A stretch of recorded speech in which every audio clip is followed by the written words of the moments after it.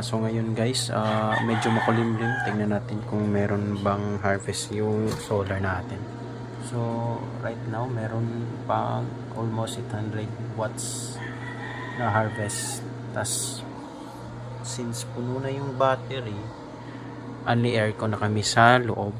Merong set na 16, tas naglalaba na din. Check. Lalaba ba? Then yung merong aircon dun sa loob.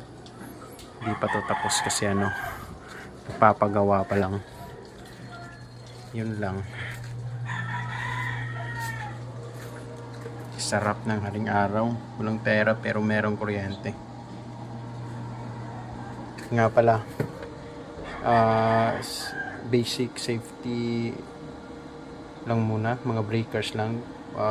In the future, lalagyan ko na ng speedy tsaka yung watt meter at mga ibang breakers or safety equipment doon sa solar.